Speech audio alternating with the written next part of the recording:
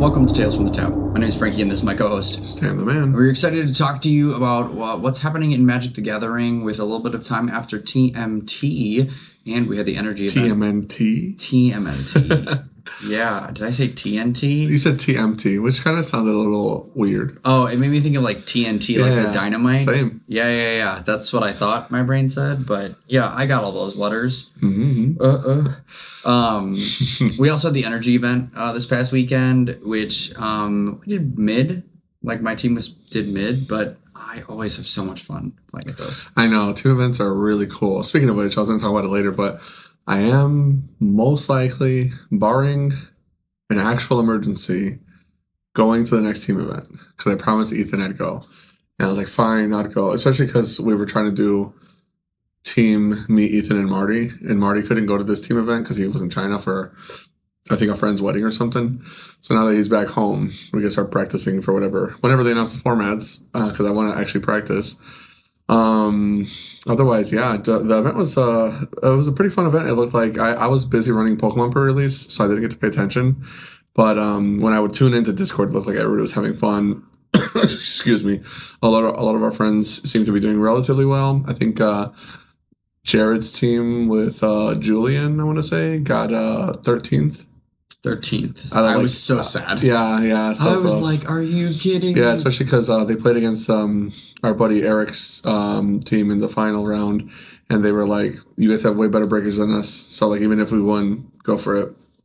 And didn't quite get there. But I think what sucked is they got 13th, but 12 was cash. Yep, 12 so was like cash. They really got owned there. Yeah. That's the biggest feels bad. That's like Will Kowalczyk at the last RC placing 9. Yeah, 9th out of 8th. Oh, dude, 9th out of 8, and then for the cut for Pro Tour, which was the painful. I really wanted to go off for the Pro Tour again. Yeah. Yeah, they don't do like the pass me downs anymore, I'm pretty sure. Like they used to do like this person's called already, next person down gets it. Now they're just like, nope, everybody gets screwed. Kind of greedy, you know. I kind of personally like the pass me downs. Like I like the pass downs too. Why not? It is what it is. I guess they're trying to be. It feels like all these big companies are being a little more stingy with their like entries for like the top tier events. Because like the best one when it comes to running these huge tier events to me is Pokemon. Their regionals blow every company out of the water, but they recently changed their point structure. I want to say it was just like last year or a year and a half ago. And the RCQ system, for lack of a better term, that they have is called like League Cup, League Challenge. And I get to run those all the time, like one a month. And then there's a quarterly one that's even bigger. So, and they're really popular. Like the League Challenges get like more players than like average RCQ in our area. And then the League Cups, I have to run like 6 or 7 rounds consistently, like 6 rounds minimum. You know what I mean? Love that. Cut to top 8. And it's nice. I run them on Sundays because of how long they take. But they do like a point system. You don't get punished for not getting first. So like if you top 4 or top 8 a challenge or a cup, and then depending on the player count, the larger the event, the more points they're allocated. And it's purely based on entries. So like, even though I might not be like the biggest Pokemon store, if I get 60 players, we get the increased threshold. It's not like you don't have to like be grandfathered in or nothing. Sure. So it's pretty nice. It pretty much puts the onus into the stores, which again, I like how they run their system. I think it's the better version of all the card games. But before it was like X number of points calls you. They capped it so it's like, no, you have to be the top 128 now or something like that, or top 256. And now you're more or less gate kept, even if you would have normally called. And it's like, that kind of sucks. just get a bigger venue if you're worried about that many people qualing, you know what I mean? Right. Which they normally do for regionals. Their regionals are like 2,000 something players. Meanwhile, like you can't even get fucking 300 for a Magic event. It feels like the Spotlight series last year. Yeah, were Spotlights pretty were embarrassing. rough last year. RC's still hit like 15, Yeah, RC's 15, for sure. 1800, you know. Yes. And that was the invite, 1200, right? yeah. And so I think with Pokemon, their regionals are open invite, but it's kind of, I guess the Spotlight series is what Magic is calling their Grand Prix now. Yeah. But yeah, that's Pokemon regionals are basically Grand Prix, and they're open invite, and they always have a wait list. Like in my Discord for Pokemon, they're like literally like, guys, 9:00 on this day, hit the sign up window and make sure you get it. And then they'll like post links if like they open up like a second round, and then people are like, oh, I gotta check my email, I'm at the wait list, you know, like. And they actually do a wait list, you know, like Lorcana looking at you, you know what I mean? Like with the robots buying all the tickets for the Lorcana Riftbound events. Or no, the Riftbound Riot Universes runs that one. The Riftbound events so far leaving a little bit to be desired, although they've been running pretty well from what I understand. What's it called? I don't know if you if you've been playing.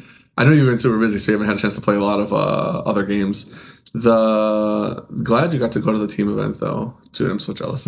Yeah, it was so much fun, and one of the things that I think was really interesting too, like outside of one game where I played the same deck at the end, I faced a different deck every round. Yeah, that's one of the beauties of team events. And I'm the events. standard seed. Right. So like, I feel like in team events, one, it's more likely for that to happen, but I feel like sometimes inadvertently, like the skill level goes up when you like compress the seats.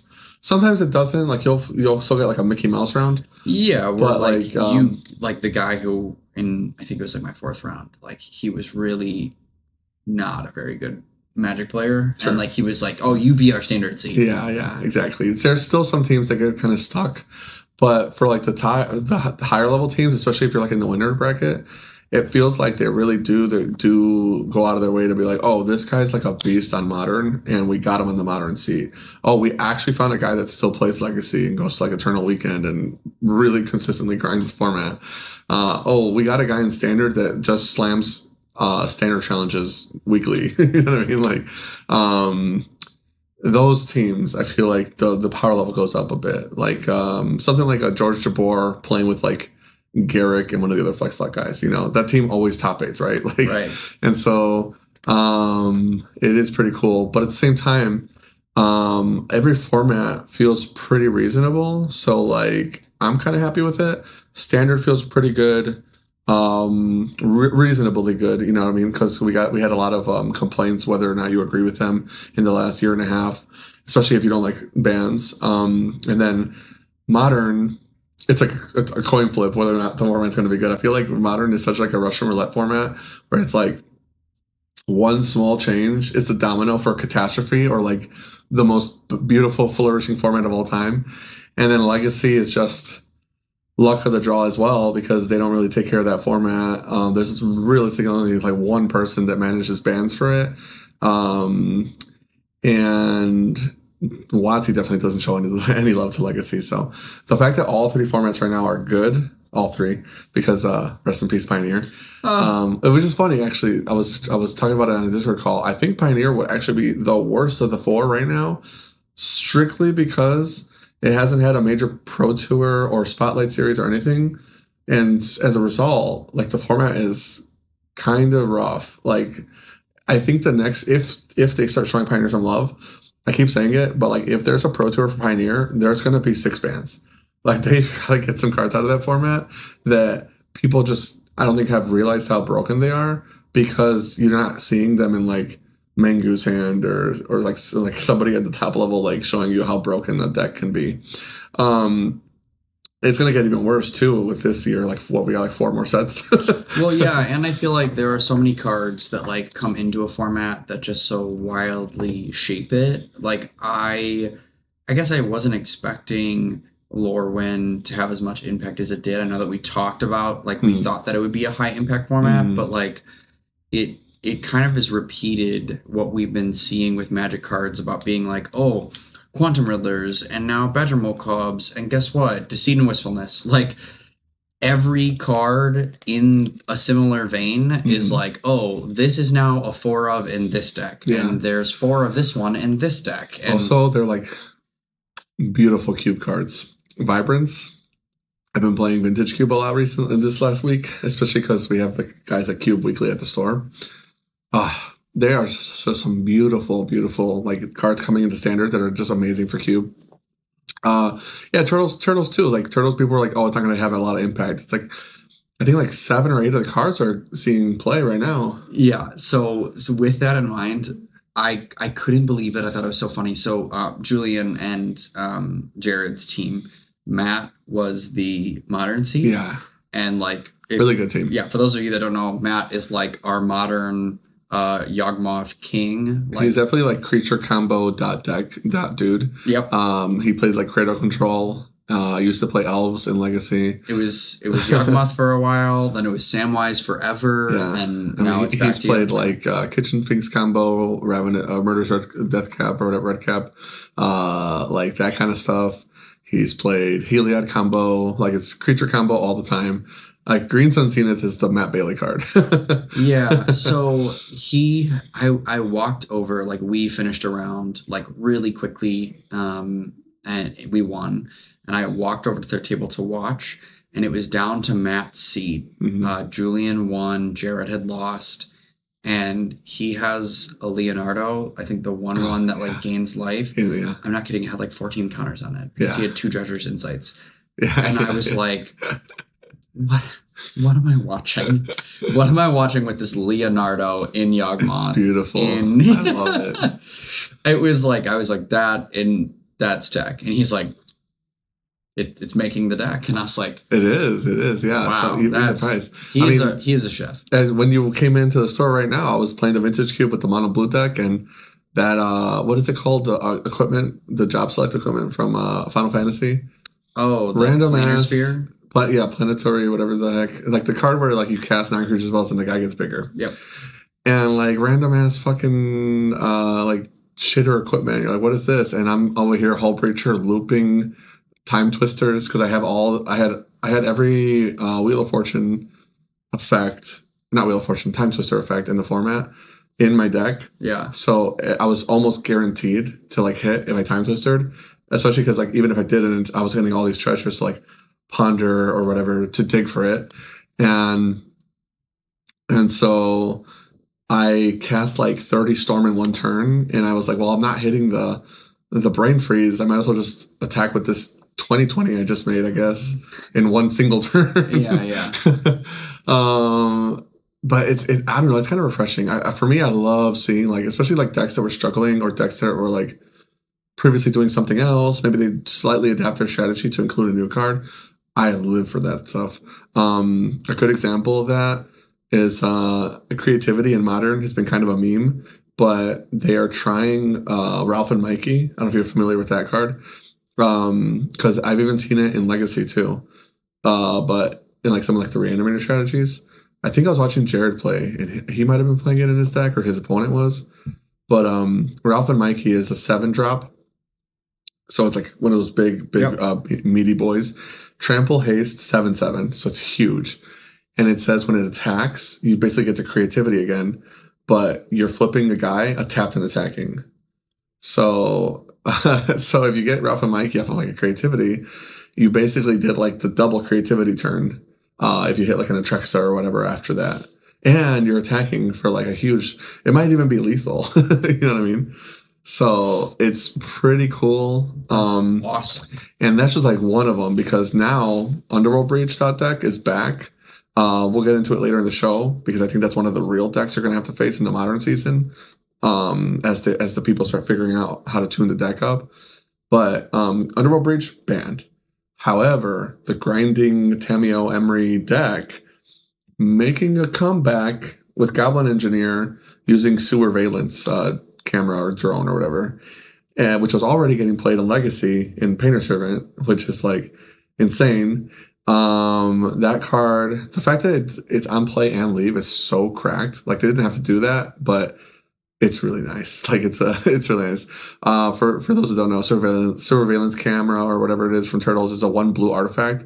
when it comes in, you tap or untap a permanent. When it leaves, you tap or untap a permanent. So they really it as flash. Yeah, and it also has a second ability where you can pay 4 mana to sacrifice it and draw cards. 3 in the blue. 3 in the blue.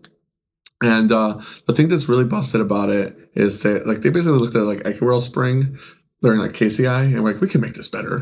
But like for like Goblin Engineer, for example, like you're like, oh, I'm going to sacrifice the Surveillance Drone, untap my Goblin Engineer, and then get a different artifact or whatever. But now my Goblin Engineer is untapped again. I'm going to start sacking to get back that and just like start looping whatever I want. Various ways to win with that. But yeah, effectively like a grinding station type breach style deck is back in the format. But it's around this shell of Emery, VV, Mox, Mishra's Bobble that is already good. And it's already like more or less 4 different decks, Doctor combo, etc. Affinity, huge comeback as well. But it's been good for a while. And Mox Opals, by the way, they're not going below 200. So if you really want them, just get them. I doubt they get banned. So like honestly, it's just like an expensive card again. It is what it is. And if they do ban it, who cares? It's Mox Opal. Like when they banned it the first time, I told people I was like, why are you selling these? It's a Mox Opal. Just put it in your commander deck or put it in your binder. Put it in a cube. No, I gotta get rid of them. I gotta sell these for $20. I can't put these in a binder for a couple of years and then have them spike up like 300% value or whatever, or like 1,000% value actually. Yeah. But what's it called? So much to modern to talk about. We can get into later. Yeah, because I didn't respond to you saying anything about standard either because I wanted to talk about that later. Yeah. No, you're good. Let's talk about standard stuff. Let's talk about stuff after the housekeeping. But yeah, let's get into some housekeeping. As always, you guys know we shout out our patrons first on the podcast because they keep the show alive and they show the support we appreciate so very much. So shout outs as always. At the top tier, we've got Tap Furiously with Guys Cradle, Christian Paz, and Uncle Fred. At the second tier, we've got Kiki Jiki, Tap and Ruin Opponent's Life. We've got Jose Gonzalez, Michael Collin, Todd Sylvia, Rosie Hopkins, and Amity Pellini. And then at the third tier, we got Tapping 2 Blue Mana, Christian Olvera, Jared Henry Thompson Munsterman, Joe Esfahani, MTG Chicago, Julian Eisenbraun, Alex Marr, and Ethan Carlson. Shout out to the best team. Best team. And then at the bottom tier, we've got Tap That Bird and Fly. We've got Hector Alvarez and Josh Dodson. So yeah, we got a couple topics to get into, but what's it called? As always, also like our show is going to be free on YouTube forever. So if you're watching, like, comment, subscribe, etc. Spotify, Apple Podcasts, join our Discord, blah blah blah. Anyways, I didn't realize, but is there actually a BNR next week? BNR. Next week. The 23rd. Interesting. I actually totally missed that was happening. Yeah, people keep talking about like, oh, did you know that it's going to be, I ignore people actively, so that makes a lot of sense. Yeah. So I'm trying to think, because like, why do you even adjust besides Pioneer? Yeah, I don't think that there's anything that they're going well, to. Well, okay. That my hot for me, I would love a modern unban. Well, just like that's 1 or 2 cards. Actually, I've been seeing a lot of that on Twitter of people being like, modern is in a great place, and I actually think that's right. Shaman, Umazawa's Jite, like Punishing Fire. Like, there's so many like weaker cards we can start with. It doesn't have to be like, okay, give us back Grief. Although I would love that. Yeah, because I saw like the guy that. What's funny is that Modern season, RCQ season is coming up, and I was like, okay, I want to play a new deck, and I want to play a good deck, and I want to play a consistent deck, and I want to start practicing now. And then I was like, hey, Matt, in the Discord, could you teach me to play Yawgmoth? Yeah, because I used to. And then Julian was like, dude, just play Living End. And I was like, don't tempt me. I swear I'll come back in a moment. You can't say that. But then at the team event, they were like, it's actually good right now. You should play it. Living I was fine. Like, no. The thing is, Living End's never bad. People just give up. Like, I find that most players just give up on everything so easily. Like I feel like it's like a mental gap. I've just been playing that deck forever, so it's like, but like okay. in modern is that format where like most of the time you can just play your deck. Sometimes it's like, hey man, this is really not positioned. But the amount of times that people are like, oh, don't get me wrong, I'm definitely like best deck Andy. Like if you think a deck is the best deck, play it. But don't play it because you think it's the best deck. That's it. Like you should be really good at the deck. You should be confident, willing to lose, but trying to win. You know what I mean? But like also grinding the crap out of it, you know? And I don't think that's most people. I don't think most people are Marty. I think most people are stick to your fucking deck. You know what I mean? And so usually I recommend my friends to do that. I'm like, just stick to the deck you're good at and crush people. There's a reason why I usually tend to go back to Tron, especially if I haven't practiced the format, because I never am off practice when it comes to Tron, you know, but I will have to grind prowess for like 10 leagues in a week if I really want to get good at the deck, which is a great deck, by the way, prowess. Also a deck I'd recommend for you if you're going to be busy. But Living End is kind of hard to fuck up too, so. No, it is. But yeah, I don't know. I think that it would be a good time for them to actually do an unban because we have a little bit of time still before the modern season starts. Yeah. So if they do it now, it's an opportune time. That's why I think if any reason to do it, the timing is good. Unlike when we've asked for it before. Well, I would have done it sooner. It's in the middle. We're in a season, you know. Right, but last time we asked for it, it was in the middle of a modern season, which we've come to learn. No. Last time we just got a BNR during the standard season. Right. I mean, before that, when we were like, "Come on, please, modern unbans." Yeah. True. Which I thought was fine even then, but yeah, I agree to an extent. I think that they should, now that we're going to get into a season, now it has to be like a weak card. They can't unban something insane. It's got to be like a card that's a clear nothing burger. You know what I mean? Oh. Because like if we jump into a season, they break the format, and then they're for sure going to be like, and we're not going to do any BNRs during the season. Like for, you know what I mean? Like they're going to like tie themselves down and like put the box over their head. Like no fixes in case it breaks. Like we clearly don't know what we're doing. Do not break. Yeah. In case of emergency. Like just do a BNR. Be willing to do a BNR during a season. You never know when you have to fix something that's broken. At least in my opinion, you know? Yeah, the thing that just frustrates me is I feel like they have an opportune time, but knowing Wizards, like part of me is like, they're going to do nothing again. Well, I'm okay with nothing if the formats are fine. Because didn't we get nothing last time? And I was like, well, nothing. It was nothing. It was nothing. February, nothing everywhere. Realistically, everything was fine. And even modern, I was like, you know what? Let it do its thing. Like we keep getting so many new cards. That's effectively kind of like changing the format in a way, especially with the power level of the cards that they print after 2020. So I wasn't too unhappy. But if we're on the topic, I'd love to see some unbans. Anything that's been banned in the last 2 years, probably reasonable to just leave it. Based on how they handle stuff. Like if I was in charge, we've seen some different stuff, but only because I like to have fun, you know? But I think it's pretty reasonable for them to start looking at cards like, honestly, I get a lot of shit for this take, but I don't really care. Like Luris, I think could even come back. Like when he was around, Hammer Time was the best deck.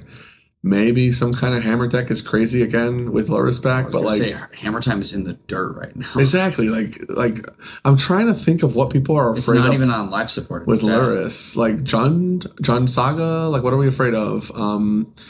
Like Luris is the best card in the Luris decks for sure. But like what's gonna come back? Burn? Like I'm trying to think of like what breaks. Yorion is another one. I know that I think Jared said in the article, they referenced dexterity, which I hate, by the way. They said that the cards were too big. It was hard to cut and shuffle and blah, blah, blah. So that's partially why they banned Yorion. Stupid. At the time it was too strong, so I was fine with it. Well, but I think Yorion's another card. I hated playing against that deck personally. Well, but that's because which version? There's like 6 different Yorion decks depending on what you want to ban. Because there's like beans. And Four then color elementals is what I hated. sure, like the Omnath shit. Yeah, four beans. that's because my first deck was Yawgmoth and Fury. Yeah. Because they could be like, cool, pitch Omnath Fury. Yes. Yeah, yes, I would just be like, cool, I have lost now. Right. Right. Yeah, I don't know. Fury is another one. Like, so like, I guess since we're on the topic anyway, let's kind of just get into it. But when it comes to BNRs, part of what I would like to see is remember when we were doing the podcast like a couple years ago and like they kept banning cards in Modern and just making the format worse and worse and worse until we got to the point where it was like Violent Outburst Rhinos was like the best deck and it was not close. And then we're just like, what the fuck are they doing? You know, they just keep banning cards like and not realizing what the consequences are going to be. Before that, it was like Beans, Fury, eventually Grief and Wondering. Nadu had to go for sure. But Breach should have just been gone too. I mean, Breach also like lasted way longer than it needed to. Amulet of Vigor, you are in the format way longer than we needed to. But like, Scam as a deck would be so cool right now to me with this like Jeskai Blink, Boros Energy, like slop we've got going on.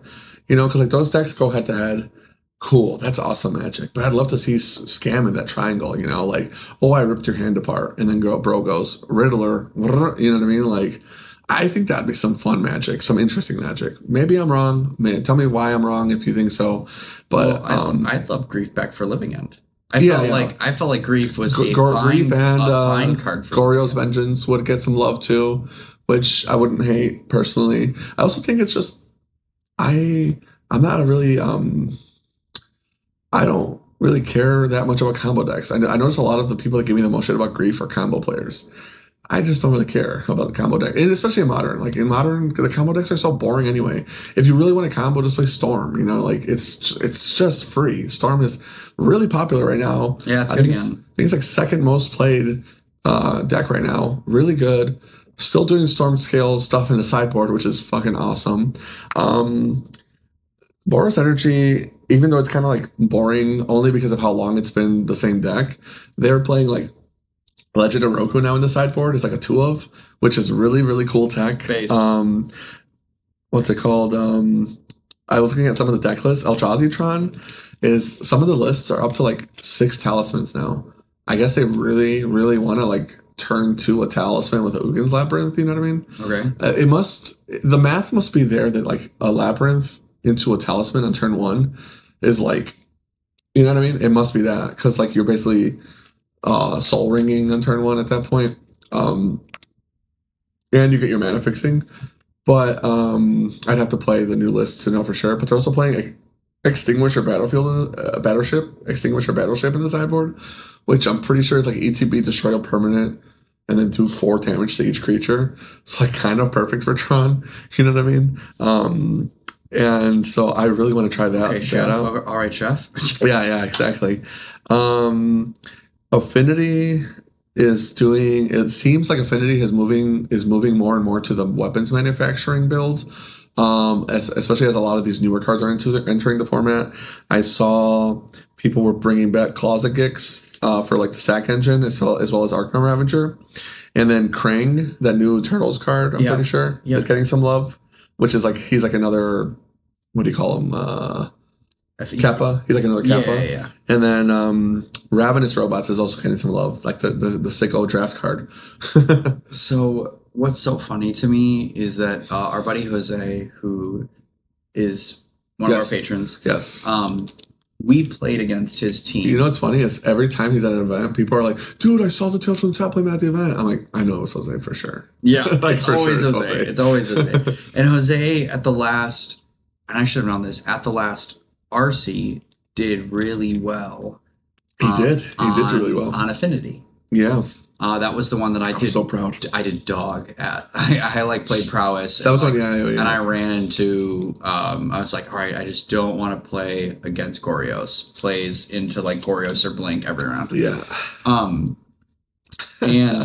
Ethan is playing him in game 3, and poor Jose, Ethan put him in the dirt. In the RC.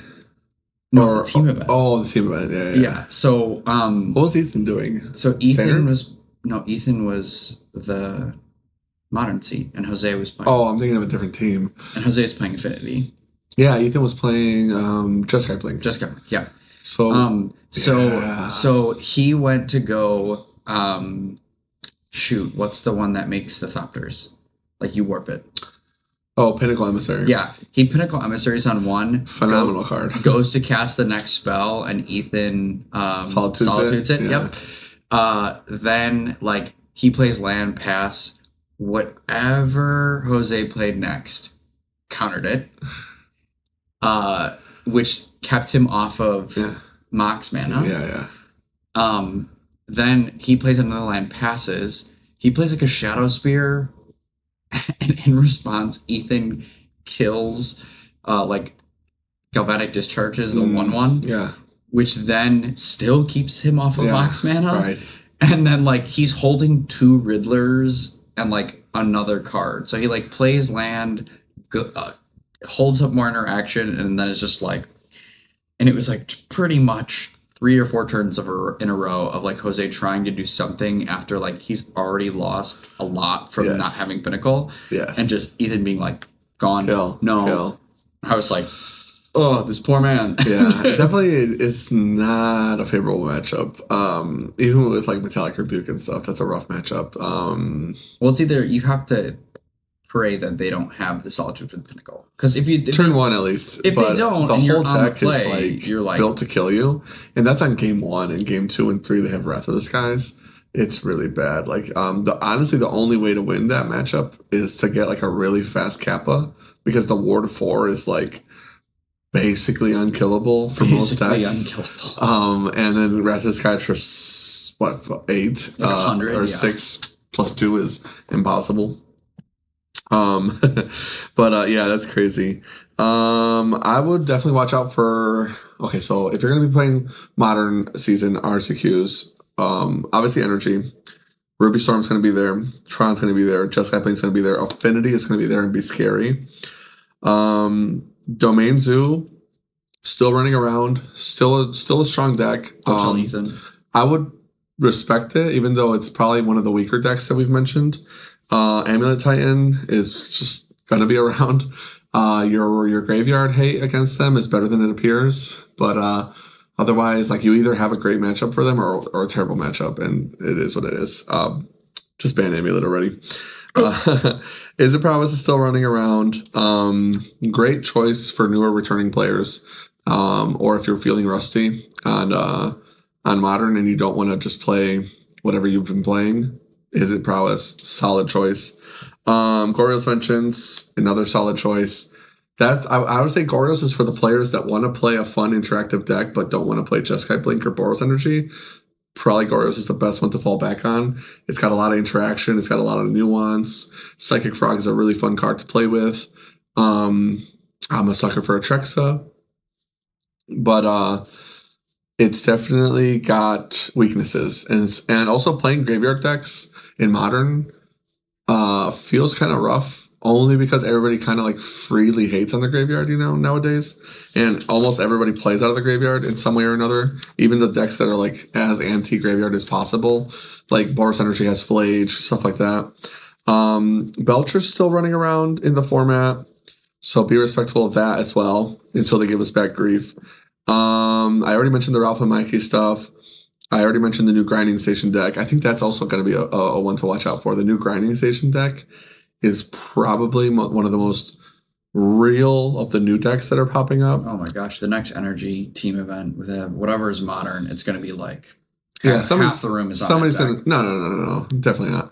But a lot of people will be playing the deck. There will be people playing it, and whoever wins will be playing it. But there's also like Living End, Esper Blink with the people that are still on Ketramos, Yawgmoth, and other creature combo decks, etc. There's a ton of deck lists I'm not naming. But we'll talk more about Modern as we get into the season and start seeing what people start adapting to. We'll definitely start seeing new technology appear as the meta starts stabilizing. People start locking in whatever decks they're going to start playing. Yeah, I mean, RCQ season should be fun. I'm going to try to see if I can jam some since it's Modern. I can put together Tron pretty easily or borrow it from branding. Oh, dude, if I please, I don't. I think I've told you this, but I am finishing the shows. Mhm. Like my show stuff is done next week, Nice. and I'm not doing anything with Mhm. it again Yeah. until the earliest could be Nice. September. I'm waiting for the youth theater to tell me where I'm going to be for next year. Okay. So it could be the fall, winter, or spring. I usually will get one. Yeah. This is the first time I was in the fall this year, and I had two, which is also the first time for me. Cool. But I told Sabrina, I was like, I'm done, which means I have magic again. Nice. So if you're coming up for RCQ season, I would be so hyped if we could go out for multiple events. Yeah, I mean, I'll try. I want to go hang out with the boys. I want to go to events more. My new guy is doing pretty great. The only thing that sucks is I actually just found out today that Dylan might have finally gotten an internship. So depending on if they lock him in, then he's done. I might be cooked. Yeah. So. No. So no Dylan is one thing, but on the bright side, Mark is doing really well and getting further along than I planned for him to be, because he's going to be like my Dylan replacement more or less, or even more, maybe more than that. And Gabe has still been flexing hours for the shop, so it doesn't feel like I'm losing somebody, but at the same time, it's like Dylan's been with us since like a long time. I want to say over 5 years he's been with us. So I got to do something for him. We'll see how that goes. But honestly, I'm super proud. He is great. And if you are watching and know anybody that needs a mechanical engineer, my guy Dylan is the GOAT. Okay, so modern stuff aside, we'll try to go to events. Definitely going to go to the team event. They still haven't mentioned future RCQ seasons, right? No, and that's what I think that's another thing that they're kind of annoying me with, is how slow the announcements have been. At least tell us if you're going to be like just be like, hey, we're doing this new thing. We want to announce later. Well, they originally said from what I remember, I could be remembering wrong. Mm-hmm. I thought they originally said they were going to be announcing in February. Yeah, that's what I thought too, because we were talking about this in December. Yeah, so like, I'm just curious. Part of me is hopeful, because if they were just going to do standard modern, I think we'd hear by now. Yeah, maybe there's some kind of internal debating. Yeah, they don't know what to do, and I'm hoping that's the case. Otherwise, it could be that there's disagreements at the top level, and they want to see how the modern season starts off. But at the same time, it's like, and I'm not even like a grinder right now, but for people that want to prep and go to your tournaments, it's a lot easier when you give us the long, like months to plan, you know? Right, because I can imagine that if they actually threw a Pioneer season in, right around a month before, leagues would start to pick up in numbers again. Like, for sure. And so I do agree with you. I think that we should know sooner rather than later, or at least like with a reasonable amount of time. If they do Pioneer, I hope they plan a B&R around it, because I would love to see like the Pioneer season for RCQs start, and then like have them have an opening to ban stuff, and then one right like before the RC. It would be cool, just in case. Because theoretically, if they do a Pioneer season, wouldn't that mean that the Pro Tour is going to be Pioneer? Or is this like disconnected now? Is the Spotlight Series that I'm thinking of? No, I think I'm fairly certain that they almost always have one Pro Tour be what the RCQ season was. So it would be like Pioneer mixed with Limited, because they always do. Limited. Well, yeah, but you have to have Limited for sure. Well, yeah, I don't know. And then you said you had I see here in the notes that you didn't like TMNT Limited. What didn't you like? Because it felt for me like it was pretty enjoyable. At least the casual audience I have here seemed to enjoy it. Yeah, so I think that like playing it is fun because it's new cards and also like a little bit of TMNT nostalgia. Yeah, I was actually surprised by how much more people were here specifically for the IP. You know, like with Final Fantasy, it felt like just like in general popular, the cards were crazy.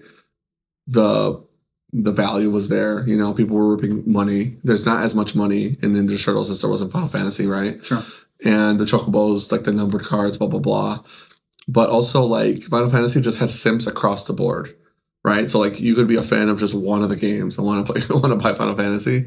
And then it also has 2 MMOs, which is unfair, you know. Turtles is, like, just Turtles, you know? Like, and for what it is as an IP, I felt like it was, like, its ability to hang was it's kind of impressive to me. I mean, I like turtles, but it was like people were coming in. I had a guy call me today, like, please, do you have the pizza binder for turtles, please? And I was just like, I was looking. I even checked Amazon for the guy. He was like I thought he was gonna cry. And I checked Amazon. Even Amazon was sold out of the pizza binder, the one that Brandon Craney bought for me. Oh, okay. And so I was like, I swear to God, I had two, bro. I guess we sold them. And binders don't really sell that fast here. Like we sell decks, sleeves, boxes, singles. Yeah, but like binders, you get binders to sit for a while. Binders sometimes will sit. Yeah. So somebody's like, do you have the Lauren binder still? Yup. You know what I mean?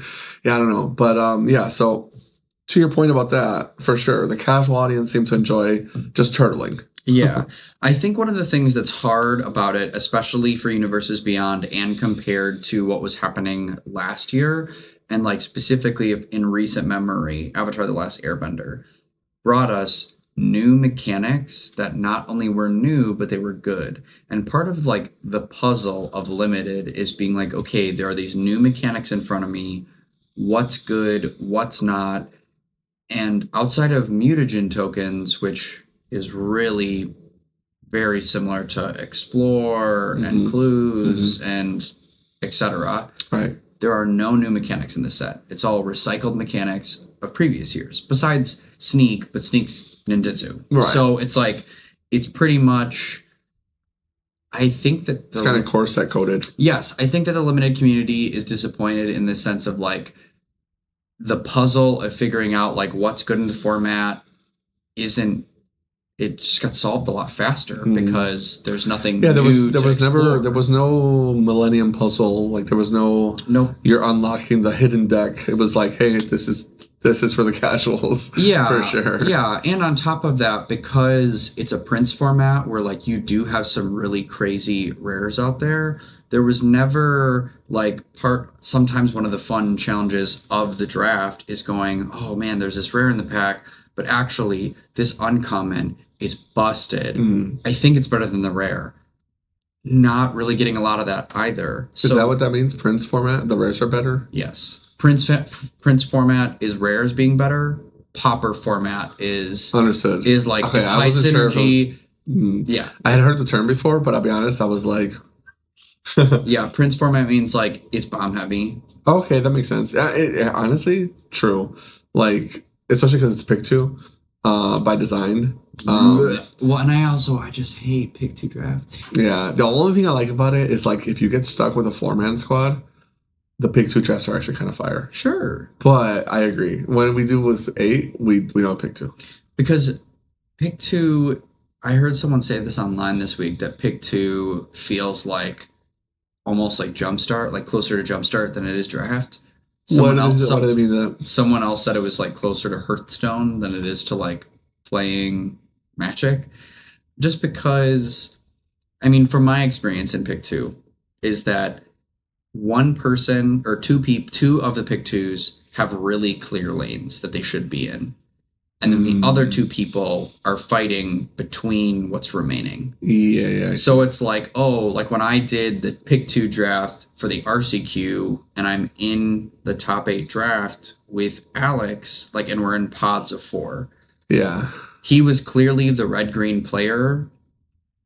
And then it was one person was Boros and then, was like blue-white. I was trying to play blue-black, and there was mixing with my colors over here, pulling between the 2 of us. And so it was like one person clearly came out on top because they were uncontested, while we were fighting each other because of pick 2. Yeah. That's definitely one of the issues with the pick 2 format, especially with the packs only being 14 cards now.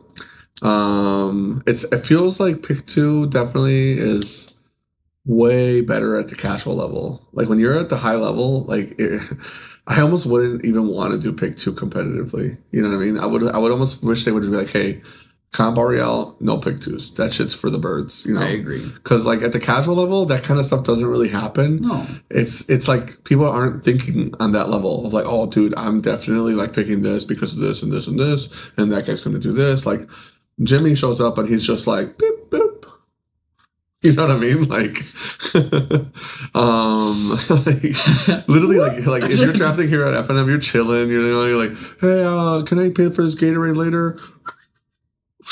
You know, like you don't even care where the pack goes. Hope I see that card again. I feel like when I'm drafting here locally and I can turn my brain off, I even forget what pack I had. I'm like, damn, that was in the pack. That was your pack. Oh, cool. The wheel is crazy. Yo, whoa, this shit wheeled. But yeah, so I had one more reason as to why I think this format's hit wrong. me. So another thing that we find when it comes to like limited that really makes a format unfun is when the color pairings are imbalanced, and you've got like, I'm not kidding, at least 4 archetypes that are completely unplayable. So generally, when we're looking at like card data for color pairings, 4 archetypes? 4 out of 5? No, I'm thinking of the 10 color pairs. Oh, I thought they only did 2 color pairs for turtles. They did, but I mean, like, they only did 5 of them instead of saying like 10 of them. But you can still play green white, even though green white wasn't named. Yeah. But, okay. So you meant like you literally mean pairs, like color pairs. Got it. I thought you meant like the archetypes, and like 4 of the ones they designed sucked. No, I meant the color pairs. Gotcha. Yeah. Okay, so like half the color pairs suck. That is a big deal for sure. Yeah. So 55% is like mid. Anything above 55 is like, oh, this is a really good color pair. Mm-hmm. Anything below 55 is like dog unplayable. Mm-hmm. So blue white is at 57.6%, really good, really strong. Black white is at 58. That's the sneak archetype. Yeah. As we predicted, blue red is at 57.5, which is good. Yeah. And then Boros is 56.1, still strong. These are all the ones that they designed so far. Yes. So they really left their undesigned archetypes in the dirt. Dimir, blue black, 50.7. 50.7. Wait, that was one of the designed ones, though. I'm pretty sure. I don't remember. You know what? I'm gonna read these the rest of them off, and then I'm gonna look it up. Sure. So Dimir sucked. Dimir, terrible. Rakdos, 47.9%. Yeah, that seems to make sense. Gruul, because like you're getting 44%. Like, I've never seen a color pair that bad. That's also really low. Ever. I feel like your bad decks usually cap out at 50. Yeah. Like going that low, shit. Green white is 54.2. Gogari is 53.1. You know what probably feels bad for those red decks is honestly Rakdos and Gruul, is that they're usually aggressive strategies, but they're not getting a lot. They're getting all these artifact shitters. You know what I mean? Well, and one I believe that is actually a deck is Simic. Yes. 50.3. Wow. Yeah, that one was a deck. I'm pretty sure Simic was I think that was the mutagen counters one. Yeah. Which kind of makes sense. Like there's not really that much. It's not, unless you get like a sick Mikey mutagen man. All my blue spells are counter spells cards. Yeah. Because the same thing. The issue is there too. Like the blue guys are all artifacts. Like, ooh, okay. So black green and so the archetypes were black white, blue red, red white, black green, blue green. Right. So 2 of those that were specifically designed, black green, which was disappear, and blue green, which was mutagen. Yes. 53% and 50%. Right. Bad. Yeah, pretty bad. 52%, I guess, not that bad, but the rest of them, I mean, sheesh. Right, but 55 is supposed to be like the middle. Yeah. So 53 is still like, you don't want to. But if you're comparing it to like 44, man, 44 is dog. If we're grading on a curve, that deck passed. Yeah. So that's the other reason why I think it's falling flat too, is like you just are like, cool, I get to do limited things. Yes. Even more limited things in the limited format. Yeah, man. Shoosh. I guess at the top level, probably a flopper then. But I feel like in general, pick 2 drafts. Can we just stop? Stop. Can we just full stop? Just full stop. Stop fucking. Just remove it from event link. Like, I hate that now I have a drop down for limited. That's like, what kind of limited are you doing? Like, you know what I'm doing. It's pick and pass. There shouldn't be any other options. Yeah, I appreciate that they tried something new. Mm-hmm. We hate it. So Thank stop. you. Yeah. Experiments are accepted. Nintendo wouldn't have had Yoshi's Island without some experiments. You know what I mean? Yeah. Or like the gun for the dog game with the duck hunt. Oh yeah. That would have never happened if they weren't experimenting. Or the glove, the Nintendo glove. You know what I'm talking? Oh my god, Yeah. these are good experiments. And then package them up, wrap up those ETs, and you put them in a landfill. But anyways, any strong feelings on standard now that we're wrapping up what seems to be the end of the RCQ season? Yeah, so I wanted to get your opinion on this because hit me. I talked to Julian about this last night, and him and I were feeling in different places. Okay. Don't tell me whoever thought what. Just tell me what the question was then, so I'm not influenced. Well, the question is, do you think that the format is healthy? Are you in? Yes, I think format is healthy. I think it's great. I think the format's great. I also think that it's great. Yeah.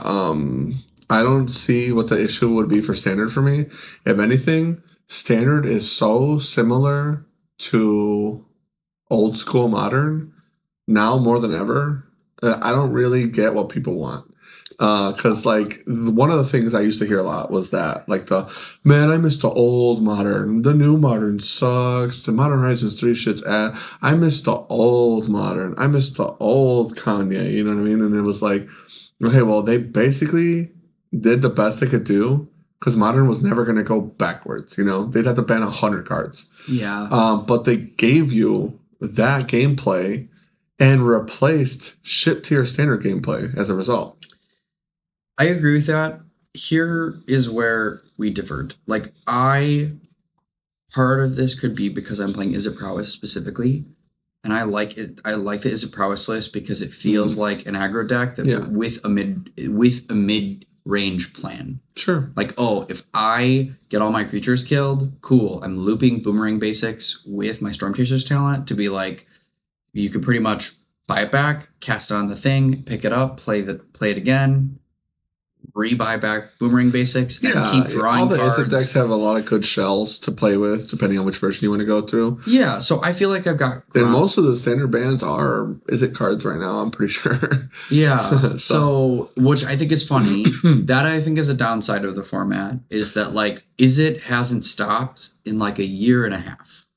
Oh, I'm okay with that. Color pairs should just be good. This is how modern used to be, bro. Like, decks would just be decks. Like, Izzet to me right now is just like Splinter Twin. Okay, what are you doing? Oh, you're twinning? All right, this guy's twinning. I'm playing Jund.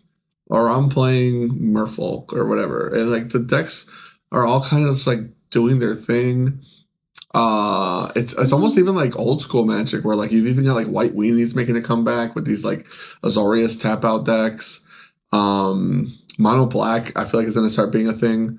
It's doing a thing in Legacy where like they're doing like literal Dark Ritual into Shredder and Mai in Legacy, by the way. And like this is like straight up old school Magic, like where you would Dark Ritual to summon dudes to turn them sideways. Like I don't know, like this is literally as Garfield intended, and effectively, like if anything, maybe you don't know what Magic should look like. You know what I mean? Because like one, I don't think bans or a lot of bans is a bad thing. That's just how I feel. I don't think a lot of bans is a bad thing either. But I can see the argument for why some people would think that. And respectfully, if it's a monetary argument, I just don't care. Like it's a luxury hobby at this point. If you like, we're talking about competitive Magic because you can play Magic and have fun and proxy and do whatever the fuck you want. But if you're going to tournaments and competing, if I go golfing, I gotta get the fucking golf clubs. You know, I gotta spend like $3 grand or some shit. You know, dude, I can never. Like it is what it is. You know, this isn't like even tennis. You know, like you're gonna go through a bunch of balls or whatever. Like whatever hobby you can think of. If you want to make it competitive, well, now it's competitive. So the money really isn't a factor. At least to an extent. Like they shouldn't like go out of their way to make it more expensive. WotC. Don't make it more expensive for no reason. But if it is expensive naturally, then I think that's just a result of how many people play the game. Yeah, so my argument was that I like that they're right. I like that I could go to the event and I played against a different deck every round. Yeah. And that there are a lot of decks that when does that ever happen? That are viable. Because that's way better that's than how like, modern is though. Right. You know? Right. It feels to me like a slightly less powerful version of Modern. Um, Yeah. The two things that Julian doesn't like is that when you get a really wide range of decks in a format, you get a lot of non-games when you play against horrific matchups. So in Modern, because of the power level, you still have game. Whereas in Standard, he doesn't like that there's no game. Like he played against an opponent. I don't know if you heard this story, but his opponent went. I think he played Momo on turn one, or no, he played Springleaf Drum on turn one. Passed. Sure. His opponent played a Badgermole Cub, Mockingbird, the Badgermole Cub, animate both lands. Okay. He then goes Momo into Clarion Conqueror. Okay. His opponent now no longer can tap his lands. Right. So that opponent was locked out of the game on Julian's turn 2. Okay. And so he's like, yeah, I just blew that guy out. We didn't play. And I don't really see the issue here. I'm trying to find out what the problem is here. Bro Register Badgermole Cub, one of the most played cards in the format, one of the most prolific anti-creature cards printed in the last 2 years, kills him. Yeah, they're playing that shit in Modern. Like, you lost, bro. Like, it is what it is. And if anything, I think the argument is so weak. I actually hate the argument. It kind of reminds me, it's like I was talking to my new employee, I was talking to his roommate, and Mark was talking about like all these old Pokemon formats that he really likes and blah, blah, blah. And Lars was playing it and we were chatting, and he's like, this stuff's cool and all, but Mark only likes decks that like can just go and just, you meta deck it and you win every round because your deck can beat every deck. And I also agree that sucks. Like people want to register a deck that they like. It's fun, has a matchup against every deck, doesn't lose against any deck. You know what I mean? And you have a cyber plan for everybody. That's not possible, and nor do you want that, because those are the homogenized formats where everybody's playing one deck. If that deck exists, everybody in the room's playing it, and we've seen that time and time and time again. Right. What deck beats every deck? Nadu? Sign me the fuck up. You know what I mean? You have to have decks that are unbeatable for certain matchups, or else the room looks like a pile of shit. Like even like going into his deck, I played it on Moto and I was like, dude, this deck is fucking fire. Whoever cooked up this White Flyers deck, like they are a chef. But if you play against Elementals, you feel like the deck is a pile of shit. Because they just go Merc Crab, tap your shit. You're not going to get to attack. Oh, also bounce them all because I'm playing the, whatever it's called, Sunderflock.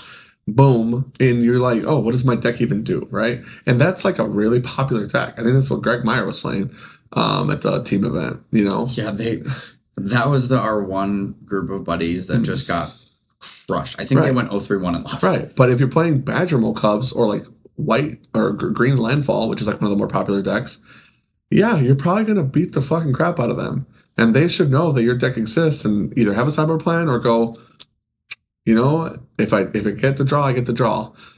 I played Tron for like a decade. I never went to the tournament and was like, fucking Infect, man. Infect shouldn't exist. Format's unhealthy. You know what I mean? Even when Infect was like the best deck, like Gataxian Probe and everything. Tron. Put it all on black, baby.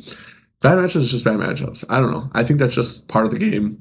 And the only healthy formats are formats where you've got like the top brass, the tier 1.5, tier 2, like 10, 20-ish decks. If anything, like Standard has so many beautiful deck lists you can play. Like you can still, even in this format, like run into the room with Orzhov fucking Aristocrats right now. You know what I mean? Like, Standard is so cool. Like, you're telling me it's not healthy? I don't know about that. I don't know if... Does it feel bad to run into a player that you were hoping to dodge and his deck is really low percentage and he bodies you and that costs you the event? Sure, that does feel bad. Yeah, I agree with that. The only thing that I will like agree with him on in like siding from this conversation a little bit, I play a lot of Magic and I I'd say, a good amount of cards. I like that they're printing new cards that are powerful that impact the formats. But now that every set has something that's coming in to multiple different deck archetypes that is a mandatory 4 of that all cost $60 each is like bumming me out. Well, it's a bit hyperbolic. I don't think that that's going to stop either. I think that's also not necessarily happening. There's only been a couple sets that have printed like a $40 card.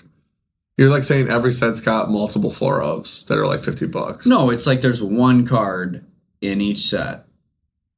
I mean, Lorwyn was different because Lorwyn... Turtles. It happened twice. Quantum Riddler. And Vivi, I guess you could argue. But then she tanked. Badgermole Cub. Yeah, Quantum Riddler and Badgermole Cub. Yes, those are the two. Deceit. Deceits are not $40, $50. Wistfulness. Yeah. Are they not anymore? No, they've been like 10 or 15 the whole time. Oh, and if you bought them early, you're chilling. No, they were early. They were like, I went to get a pair of Deceits. And you went to Grognard. They were at... No, I mean, you went to Redacted. Bro went you to went to Redacted. I actually, when I was looking... You went to Epstein Island, bro. When I was looking for those elusive otters, I actually stepped into Grognard's to be like... Please tell me you have these for $5. Do you have these cards? Yeah, okay. They had one. Yeah. Hey, they had it. I have been... I like having the option, to be honest. It's like, hey, you guys don't really main Magic? Cool. Keep those cards expensive. I'll be back when I need them. Like, they'll stay in the case. Like, nobody's going to buy a $5 elusive otter. No. But I'm happy to have the option if I'm on my way to a tournament. Yeah, I never go there. I even asked because I forgot what I needed from Lorwyn. I needed Seer, and you guys didn't have it, and Energy didn't have it. Speaking of Seer, bro. And I was like, do you guys have a bulk box for Lorwyn? And they were like, no, some guy came and took the whole box. And I was like... Dude, I love that we don't do that. People come in all the time. Hey, where's your binders? I'm like... And they're like, no... The binders. I'm like, kiosk, website, leave. Like every card is up there, brother. Like binders, wrong buzzer. Nope. It's like can I go through your bulk? America's Got Talent. Yes. Hit the red X. I'm over here like this. I got time. I'm not even watching. Sorry about that. If you're listening and not watching. But anyways, I don't know. I'm glad we don't do that because, dude, that's how I used to do when I worked at the Gaming Go like 10 plus years ago. Yeah. That's what I had to do. There was no website. There was no sorted inventory. Like the inventory was sorted. But like if somebody came in, do you have a card? Let me go check. Like just Murder Carlos Manor. You know what I mean? Well, I remember when the Gaming Goat in Oak Park, it took them 3 years. 3 years they went through all their cards and put it into the system, but it took them 3 full years. It is and a lot that was of work, like all Ross did. Yeah. Was like he would just be in the back, like upload. It just helps if you do it slowly but surely, you know. You don't have to do it all at once, you know. But these drawers that we have are really nice for that. I want to buy a 4th one if I can find them. Anyways, I don't know. That was all I had. Standard is good. I like Standard. And honestly, I think it's going to continue to be good. I can't wait till end of year rotation. But if the format stays as good as it is, I'm not going to complain. I hope we get another RCQ season for Standard in the end of the year. We will for sure. Almost certainly. Almost certainly. Well, if they skip a second Modern season, I really won't complain. I won't skip. But I would love to see Pioneer Standard. Because it's 3 months, right? Yeah, so like if they did Not Modern, always. Pioneer Sometimes Standard. it's like 2. Yeah. Sometimes it's 2. Well, if they did Pioneer Standard and then like Standard ends in November, I would be really cool. Happy. Because I think Standard should be the thing at the end of the year every year leading up to Worlds. Yeah. That's probably the most interesting. Unless they're going to make Worlds modern for whatever reason, which is also fine. But the end of the year RCQ format should be the World Series, the World Championship format, and also make that the Pro Tour format, because then we get the most like crazy you only have to get these cards for a little bit of time. In modern, we can gunsling forever. But in standard, hey man, this guy's only in here for 5 years. Um, let me see what he can do at the top Foundations level. too. You know, yeah, dude. Actually, unironically, 2028 Foundations 2. Sign me up. Sign me up. Dude, Foundations was probably one of the best things they've done for Magic in a long time. You know what? I'm sorry, guys. Land of Werewolves is gone. But Elvish Mystic is back. And then I told everybody, I was like, we should have a 1-year overlap. Like, it should be Foundations every 4 years with a 1-year overlap, kind of like how these yes, core they sets. print Elvish Mystic so that we can have 8 Elf in Standard. It's so much better than what core sets used to be. We'd get a core set every year. Oh, the worst. Every year. And it was dog shit because the core set was only like 18 months basically. And then there was like a 2-month period where you'd have the double core set. So you'd have 2014, 2015 core set for 2 months. Standard was terrible back then. And then that'd be like the 2 months where like, oh dude, green white like enchantments like journey together, so fire right now. And then 2014 rotates out. Oh yeah, that deck's unplayable now. Eidolon Blossoms, just sell them. Great, But with Foundations, it's like 4 years of these cards.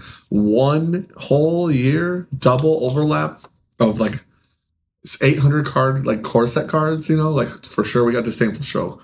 For sure we got Spell Snare, Spell Pierce. Like every like shitter counter spells in the format. Every shitter like cultivate type card is in the format. You know what I mean? Like it'll be like, is that card in the format?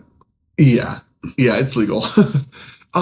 Yeah, it's for sure. What card do you need? Put it in the set. Like retroactively, every card feels like it's already legal in Foundations 1. I think they did a great job with Foundations. So I would love to see. When did we get the first one? 2024? Dude, I don't remember. I think it was 2024. Same as Duskworn. I'll Google it. Same as Duskworn. Yeah, definitely 2024. End of the year with Duskworn. So if we got the next one in 2028, and then it rotates out the following year, that would be fire. You heard it here first. I'm cooking. Yeah, it's 2024, November 15th. What's it called? Anything else to talk about? You know what? Any predictions? I'm gonna predict that they will unban something. Oh wow, really good prediction. I'm gonna predict trade deal. The One Ring gets banned in Legacy. The One Ring gets unbanned in Modern. I'm just kidding. No, I told Ethan that. No shot. I told Ethan that, and he was like, "What? You take that trade?" And Julian and I were like, "Yup," because Julian wants to play Twiddle. I told him I wouldn't mind the One Ring in Modern back eventually, but for now, like, let's give me some other stuff. I should have looked at the ban list. You know what? I can't wait. I can't wait till the One Ring is unbanned so that I can go One Ring, Boomerang Basics, One Ring. Gross. That's for 1 mana. Yeah, but the fucking One Ring is 4 mana, bro. Like, what do you? I just mean like turn 5. I could do standard, buddy. For turn 5. I could do it again. Hear me out. The One Ring for the same amount of mana. Twiddle. Stick to standard, little bro. Okay. But it's called no. Modern. Okay. Deathrite Shaman. He's back. Praise be. Please. I would love that. Deathrite Shaman. I just didn't put that out because I'll cry if it doesn't happen. Deathrite Shaman for sure, I think would be awesome. If we're gonna unban Deathrite Shaman, Glimpse of Nature probably doesn't do anything. But give us an elf and Glimpse of Nature. Maybe I'll run into the Modern Sea with my elves deck and go 0-4. Maybe Matt Bailey and I can have a freaking good time in Moto, playing some Elvarachos. Elf ball. We've got almost every Legacy elf card besides DRS and Glimpse of Nature from like the old Legacy deck. Just give us those 2 guys, like it's really not that good. We don't have Gaia's Cradle. Like it's just not that good. But Deathrite Shaman I think could actually be useful for the format, especially because it's a 1/2. Really good for blocking Onslaught Pride. Really good for not dying to Bowmasters. Really good in tandem with Bowmasters. Theoretically good for Yawgmoth. Theoretically good for like creature combo decks. Theoretically, like mid-range slop like Jund. If they unban Luris, which would be so based, that the shaman would be so fun together. Which would be so basado. I think Death Shaman mirrors would be so cool. I don't honestly even think that Shaman, as powerful as Death Shaman would be in Legacy, I don't think it would be equally as powerful in Modern. There's a wildly different format. So Death Shaman for sure would be sick. Umazawa's Jitte would be really interesting because it's kind of expensive. I don't know if anybody would actually play it, but if a deck did play it, it would most likely be like a sideboard slop, you know? Because like Hammer is so bad. Well, or is it even worth playing in Urza Saga decks? You can't. Well, you can't tutor for it. I thought it was one. It's a 2-drop. I'm the thinking thing of with the new Jitte Jittes that got it banned for so long is that it's like Modern used to have much more mid range, and even though it has a lot of creatures now, it also has a lot of like, I blew you out of the water. Like if I living end you now, not old living end, the current living end, the guys that I'm summoning, Jitte doesn't do anything to. But back then, like I could play like humans, Thalia, kind of lock you out, Medley Mage, and equipping those guys with a Jitte is a big difference, especially like in a mirror match. You know, like you summon a Ral, bing bing, goodbye. You know, like I was trying to think of something that's like relevant now, but yeah, I don't even think Jitte would be good, but it was insane back in the day. Like cracked card. Jitte would be so freaking fun if it was playable. I feel like that one's just a free one. If they did Loris and Jitte, now we're talking. Cooking. For sure, Deathrite. Punishing Fire. I mean, like who even plays it? I for real want to see Fury back. Yeah, but like it's too recent. I feel like people are going to be like recency bias. Nope. You know, I personally... There's too much Magic that's been printed since then. We act like this is years ago where we only had 4 sets a year. Yeah. I mean, I wouldn't mind Fury Grief back for real, but I think if they were going to unban a card, it's going to be some old slop. Like... yeah, because it's easy. Yeah, for sure. Deathrite Shaman would be like the big one for me. That's like, hey, okay, like you care about us again. I just feel like the good thing about Fury is that it has the ability to hit multiple creatures, but like we've got Flage now. Flage does more damage. Well, Fury spreads, so it's a big deal. I actually think Fury would be a good unban, unironically, if they want to leave Grief. Only because I think Splinter Twin needs it. Like, I won't be cold. I'll say Fury. Fury is my hot take. Fury would be cool. Hot take. It's like, okay, so like if you're playing Twin, unironically, it's fucking ass, right? But like the new version now with the Merfolk, the 2-drop Merfolk, okay, maybe. So like instead of playing Jeskai Blink, which is a good deck, you can play Jeskai Twin. And then you play Fury. Jeskai Blink getting Fury. Maybe that's too good. Maybe that's too good without having something to hate them on though. So almost certainly we won't get Fury, I would have to say. Only because Jeskai is so good. And it's like, free. I guess that like also like putting that deck that already has Solitude and Flage in it to be like, oh, now you can either like pitch Flage. Yeah, if we got Fury back, we'd have to get other stuff back. So Fury and Grief, baby, bring them Fury back together. And Grief for Scam would be so cool. Let's have the Elementals back together again. One last time. Yeah. And One Ring. No, okay. And Beans and Yorion. You don't have me. And you lost me. And send for help. Loris. Stop. And Violent Outburst. Yeah, Loris is fine. Violent Outburst, please make Living End A tier again. Wrong, dude. I loved Violent Outburst. Get rid of whatever the white blue. Oh, Ardent Plea. Get rid of Ardent Plea. Dude, it used to be worse. Back in the day, we used to play Demonic Dread. That card's ass. Demonic Dread, and then Living End used to be like a Jund deck that would play like Fulminator Mage. Yeah. Dude, well, I used to actually be scared of them as a Tron player. I was like, oh fuck, this guy's gonna Fulminator me to death. Back when I was playing Living End the first time, when we didn't have Generous End. And it was like, oh man, I just have a bunch of cyclers. Dude, those and I'm praying. Cyclers. Oh, I love them. I love them so much. And I have to play 18 lands, 19 lands, and now we're down to 14 because of Generous End. Legacy, baby. Modern's slowly going to become Legacy. As long as we never get Force of Will and Standard and Wasteland. And Standard is becoming Pioneer. Right now. No, it's becoming Modern. What's Pioneer? Who's that? Yeah, who's that? Generally, though, if Modern never gets Wasteland, Caracas, Force of Will, Broken Fast Mana, like Dark Ritual shit, and Brainstorm. Dude, that was a hot take I had a few weeks ago. I was like, when they finally sunset Legacy is when they're gonna make Modern Legacy. They're just gonna be like, cool, these are now legal in this format. Legacy, put her down. Legacy is sunsetted, by the way. No, but for real, like that will be the no, it is for real. The lives, like the people that play it are like this. Eternal Weekend, baby, come on, one more year.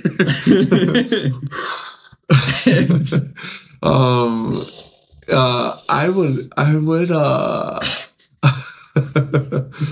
don't know. Special events would be cool. Like, you know, like Arena has like those slop events, like on this day only, you could do whatever. Like once a year, if WotC was going to host like a spotlight series, no bands modern, like 10K side event Sunday, like that'd be so sick. You know what I mean? Because that would be like the closest to Baby Legacy is modern no bands, like Turbo Depths, Dark Depths, Pure Eldrazi with Ayabugan. Oh God, that'd be so cracked. Sensei's Top, which would be so broken. Counterbalance Top, man, Frank, I wish you had ever got to experience that. I wish you had ever got to experience going to 90-minute rounds. Oh no, I don't. I've heard about top meta. The problem with Top was the dumb people that played the deck. It was such a cool deck. Stupid people. They were so dumb. Like top again. Like, what are you topping? Like, why are you still looking at the cards? Those are the same people that instant speed Brainstorm.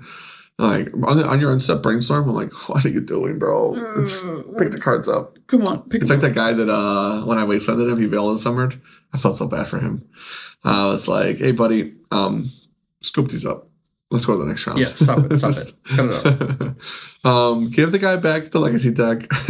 You're done for the day. You're done. You're done for the day. Time to go to bed, Grandpa. All right, we've been goofing off a little bit. I think it's going to be a short episode this time, guys. Praise God. We didn't have that much crazy stuff to talk about, but hopefully next time we'll have actual bands to talk about. Who knows? Bands, and then before you know it, it's time for Heroes, right? You mean or is that June? Strixhaven, yes. Because everyone's been freaking out that Jace is now Orzhov. Or is it Ral? No, it's Ral. Ral is now Orzhov. Oh, Ral's Orzhov? Yeah. What? Yeah. You didn't see that? No. Dude, people are freaking out about it. I guess I'm freaking out about it. Ral Orzhov. Is everybody in Strixhaven like flipping teams or something? It's kind of what it looks like. Hey, you know what? Whatever. The Strixhaven products look really good. They have like the Codex book thing. I kind of want to get one for myself. Oh man, he looks good. He does look good. Actually, okay, speaking of that, did you see KFC Swain? No. They spoiled today. No. I don't know if it's a real collab, but I think KFC or Popeyes or somebody tweeted out the Swain skin. And it's like, I think it's a real collab. It looks awesome. Winter sent it to me and was like, Daddy Swain. Also Aquino, sorry, you never sent me the top 5 guys, so we'll never get to know which robot was the most bangable from Gundam. No, I was really hoping I was dodging that. Yeah, I got Jokes him. On I me. slid it in just for right Frank, at the end. Timestamp mods. Post this on Frank's Twitter. No, my only Twitter is our Twitter. Same. I don't use Twitter. And I have Instagram now, I think, because the store has an Instagram and I kept not being able to comment on posts. Social media is like so annoying because it never just does what you want it to do. You know, can I just comment on that? No. Give us all your data. Okay, no. Well, did you hear about the Pokemon data thing? I did. I don't really think it's a big deal. About Pokemon Go? I feel like anybody who was surprised about that is like, oh, so you were not there during 9/11? Like the Patriot Act didn't mean anything to you? Like, oh, okay, so the Snowden thing, that didn't click for you either? Okay, so this other thing, all right. Okay, hold on. That reminds me, you talk about 9/11 and now I've got to talk about something with you, but we'll do that off podcast. Okay, base. Yo, I'm going to get a story. Catch you guys next time. Yeah. Shout outs to our people. Shout outs to our patrons as always. Thank you so much for supporting the show, helping us keep the lights on. Because when I'm not strong, you get me through. Dang. Okay. Shout out to our viewers that are just with us for the ride. If you want to double check one more time, like, comment, subscribe, all that stuff goes a long way. Blah, blah, blah. We got a goal. We're trying to get that number to go up. It gives me dopamine. Yeah. Shout outs to Nancy Steroids for the intro and outro music. Shout outs to Sal for doing the editing, letting us borrow his camera, doing MTG Chicago, posting all of the store gameplay on his channel. He's got Riftbound Chicago now. He's got Painter Servant. He's Pastrial. He's Tony Ravioli now. He's been doing YouTube videos with his kid. They're really funny. Sal's the GOAT. He does so much for the community. Underrated guy. He works in our hearts a lot. Yeah, overrated in my heart, but he works a lot and he does a lot for the community. He's a great dude. Shout outs Boar's Head Gaming for letting us record here. Check out our site, order from us. We'd love to ship you some cards. Genuinely goes a long way if you guys want to buy some slop from us. I'm doing it right now. Appreciate it. Shout outs to... Did you say Nancy Steroids? I did. Okay. I did Patreons, Nancy Steroids, Sal, the viewers, Borsak Gaming. I said everything? That's it. I said 5? I thought I was 6. No. I do this every episode. Sorry, guys. I guess I should get more sleep. I'm going to go finish my Vintage Cube League and then go to bed at 4 in the morning. That's usually our show. Good night. See you next time. Peace.